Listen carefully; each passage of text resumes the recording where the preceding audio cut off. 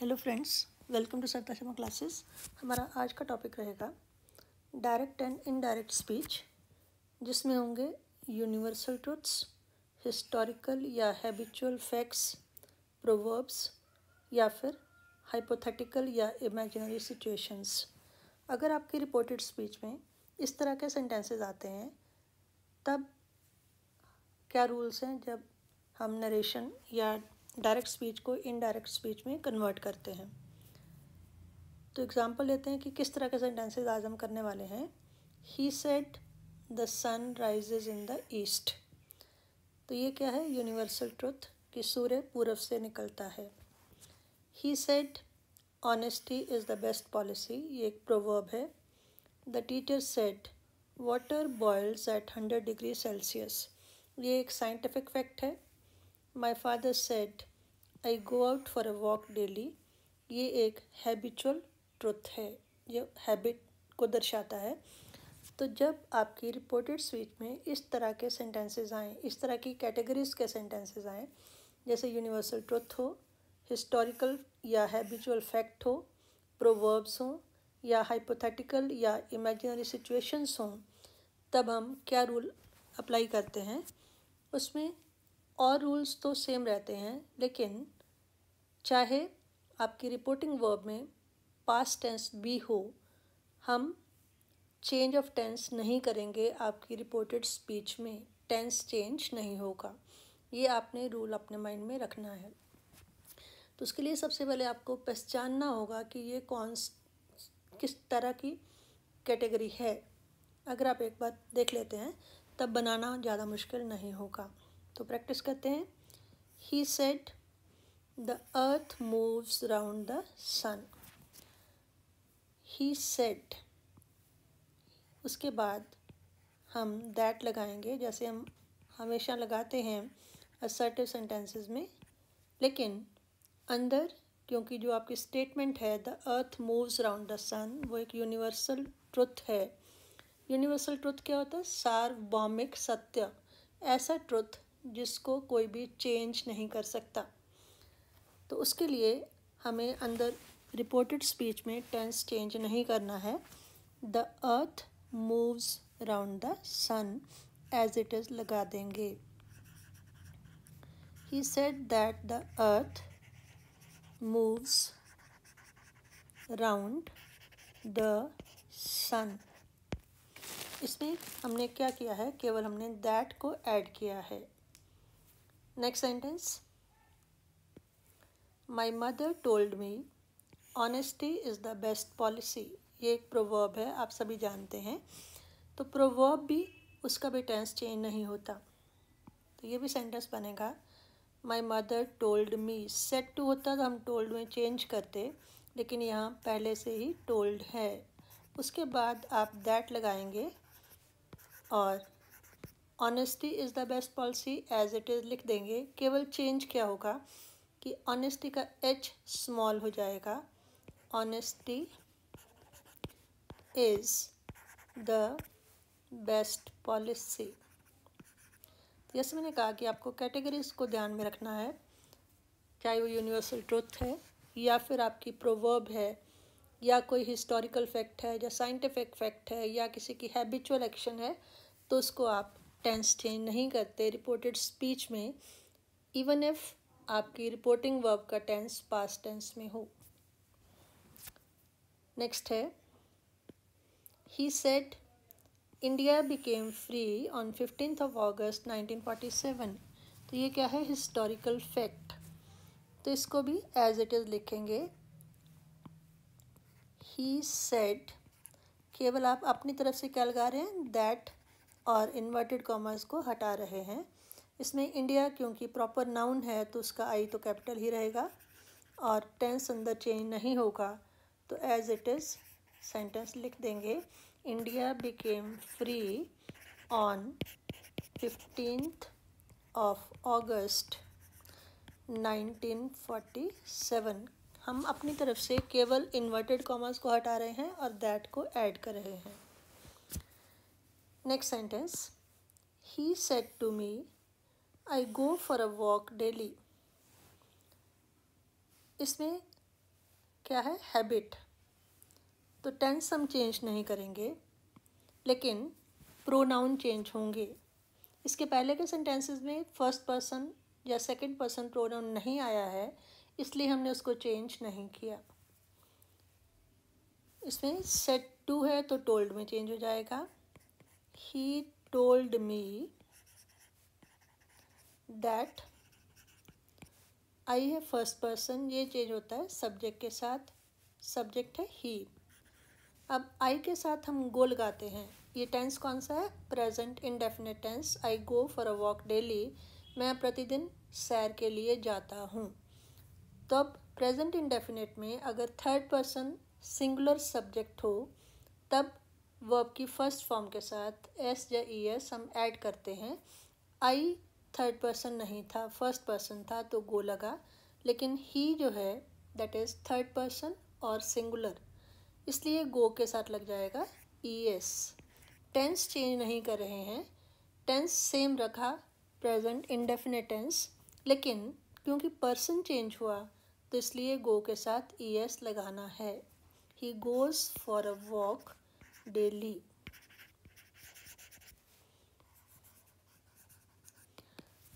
इसमें आपने क्या पॉइंट्स ध्यान में रखने हैं। अगर सेड टू है वो चेंज में, टोल्ड में चेंज होगा। चेंज क्या नहीं होगा वो आप ध्यान में रखें कि रिपोर्टेड स्पीच यानी कि इन्वर्टेड कॉमास के अंदर का जो हिस्सा है उसका टेंस चेंज नहीं होगा। तो इसमें he told me that, I first person था, वो चेंज हुआ सब्जेक्ट के साथ, सब्जेक्ट था ही।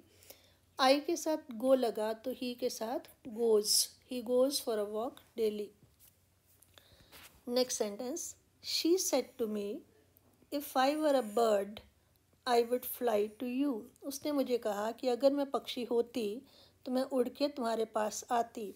ये है हाइपोथेटिकल सिचुएशन या फिर इमेजिनरी सिचुएशन, कल्पना। वो कल्पना करिए कि अगर ऐसा होता। तो ऐसे सेंटेंसेस में भी हम टेंस चेंज नहीं करेंगे। सेड टू का टोल्ड में चेंज हो जाएगा। शी टोल्ड मी, फिर दैट लगेगा। इफ़ का आई स्मॉल हो जाएगा। वो मैंने पहले ही आपको बताया था कि इन्वर्टेड कॉमर्स जब रिमूव कर देते हैं तो फर्स्ट जो वर्ड होता है उसका फर्स्ट लेटर कैपिटल नहीं रहता, वो केवल तभी कैपिटल होता है अगर वो प्रॉपर नाउन हो। अब फर्स्ट पर्सन है आई, ये चेंज हो जाएगा सब्जेक्ट के साथ, सब्जेक्ट है she. If she were a bird. Hypothetical situation के जो सेंटेंसेस होते हैं वैसे तो नॉर्मली आई के साथ वॉज लगना चाहिए, लेकिन इस तरह के हाइपोथेटिकल सेंटेंसेस में वर आता है, चाहे वो फर्स्ट पर्सन है, सेकंड पर्सन है, थर्ड पर्सन है, सिंगुलर है, प्लूरल है। If she were a bird, I किसके साथ चेंज होगा, सब्जेक्ट के साथ, सब्जेक्ट है she. She would fly too, अब यू किसके साथ चेंज होगा, ऑब्जेक्ट के साथ, ऑब्जेक्ट है मी, तो यहाँ पर आएगा मी। तो आपको समझ आ गया होगा कि हमने रिपोर्टेड स्पीच का टेंस चेंज नहीं करना है, प्रोनाउन चेंज होगा। अगर सेड टू है रिपोर्टिंग वर्ब में, वो भी टोल्ड में चेंज होगा। सिचुएशन कौन सी है, हाइपोथेटिकल सिचुएशन, तो ये भी उसी कैटेगरी में आती है जिसमें हमने यूनिवर्सल ट्रुथ को लिया, हिस्टोरिकल फैक्ट को लिया, हैबिट को लिया, और अब है हाइपोथेटिकल सिचुएशन। तो इन सभी तरह के सिचुएशंस में जब हम इनडायरेक्ट फॉर्म ऑफ स्पीच बनाते हैं तब रिपोर्टेड स्पीच में कोई टेंस का चेंज नहीं होता। She said to me, she told me. उसके बाद that, if I were a bird, I change हो गया शी के साथ। If she were a bird, फिर से आई चेंज हुआ शी के साथ, और यू चेंज हुआ मी के साथ। सेंटेंस बना, she told me that if she were a bird she would fly to me. अब नेक्स्ट सेंटेंस लेते हैं। The teacher said God is omnipotent and omnipresent. Omnipotent होता है ऑल पावरफुल, सर्वशक्तिमान, ओमनी प्रेजेंट, जो हर जगह विद्यमान हो, सर्वव्यापक। तो ये भी एक यूनिवर्सल ट्रूथ है कि भगवान हर जगह है। तो इसको भी हम वैसे ही रहने देंगे, केवल दैट ऐड करेंगे। द टीचर सेड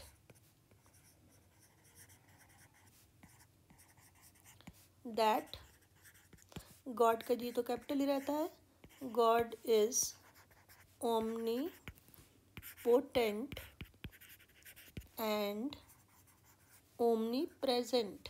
तो ये भी एक ऐसी सिचुएशन थी जिसमें यूनिवर्सल ट्रुथ था। तो ऐसे सेंटेंसेस जिनको हम चेंज नहीं कर सकते, इन्वर्टेड कॉमा हटा देते हैं, दैट लगा देते हैं, तो हमारा इनडायरेक्ट फॉर्म बन जाता है। इजी है, केवल आपको सिचुएशन के बारे में मालूम होना चाहिए।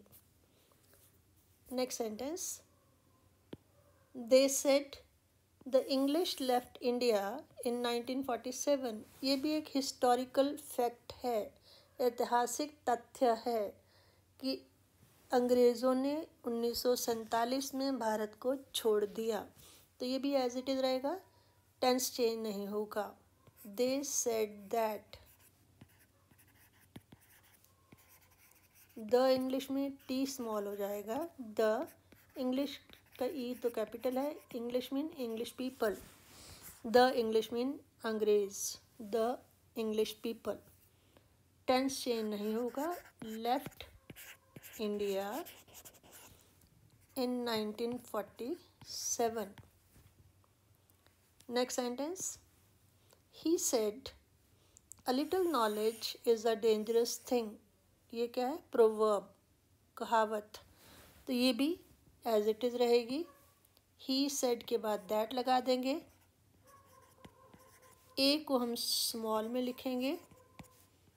he said that a little knowledge is a dangerous thing. नीम हकीम खतरा जान, किसी चीज़ की थोड़ी नॉलेज होना खतरनाक है। नेक्स्ट है, she said to me if I were Indira Gandhi I would remove poverty. उसने मुझसे कहा अगर मैं इंदिरा गांधी होती तो मैं गरीबी को हटा देती।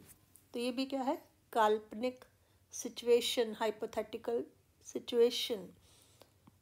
सेड टू को आप चेंज करेंगे टोल्ड में, she told me that, if का आई स्मॉल हो जाएगा, आई फर्स्ट पर्सन है, चेंज होगा सब्जेक्ट के साथ, सब्जेक्ट है she. If she were Indira Gandhi, फिर से आई चेंज हो जाएगा शी के साथ, she would remove poverty. She said to me convert हो गया शी टोल्ड मी में, फिर हमने दैट लगा दिया, फिर इफ़ का आई स्मॉल कर दिया, आई को चेंज किया सब्जेक्ट के साथ, शी बन गया। If she were Indira Gandhi, फिर से आई चेंज हुआ शी के साथ, शी वुड रिमूव पॉवर्टी। उसने मुझे बताया कि अगर वो इंदिरा गांधी होती तो वो गरीबी को दूर कर देती। Next sentence, he said I go to gym daily. जो काम आप डेली करते हैं दैट इज़ योर हैबिट। मैं रोज़ जिम में जाता हूँ। प्रेजेंट इंडेफिनिट टेंस, टेंस तो चेंज नहीं होगा क्योंकि ये भी उसका हैबिचुअल फैक्ट है। He said that, I change होगा सब्जेक्ट के साथ, सब्जेक्ट है ही। तो जैसे पहले सेंटेंस में आया था आई के साथ गो, तो ही के साथ goes, he goes to gym daily.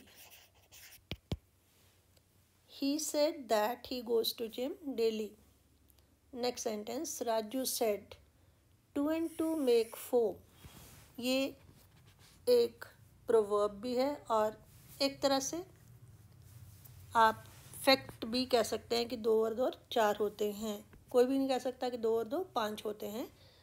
तो ये भी एक proverb के रूप में लेकर हम इसे भी केवल दैट लगा के सेंटेंस कंप्लीट करेंगे। सेंटेंस होगा इनडायरेक्ट स्पीच में, राजू सेड दैट, टू का टी स्मॉल हो जाएगा, 2 and 2 make 4। केवल हमने दैट लगाया, इन्वर्टेड कॉमास हटा दिए, 2 का टी स्मॉल कर दिया। Next sentence, the teacher said the sun rises in the east. तो ये भी एक यूनिवर्सल ट्रूथ है कि सूर्य ईस्ट से निकलता है। तो इसका द टीचर सेड दैट, जैसे मैंने पहले भी कहा कि ये बनाने में बहुत आसान है, केवल आपको पहचान होनी चाहिए कि ये यूनिवर्सल ट्रुथ का सेंटेंस है। द टीचर सेड, फिर हमने दैट लगाया, दी का टी स्मॉल कर दिया और सेंटेंस वैसे रहा, the sun rises in the east. Next sentence, the teacher said a stitch in time saves 9। ये भी प्रोवर्ब है कि अगर आप जल्दी किसी चीज़ का रिपेयर कर लो या उसका सोल्यूशन निकाल लो तो बड़ी मुसीबत से बच जाते हैं। अ स्टिच इन टाइम सेव्स 9। तो ये भी हमने केवल दैट लगाना है, द टीचर सेड दैट।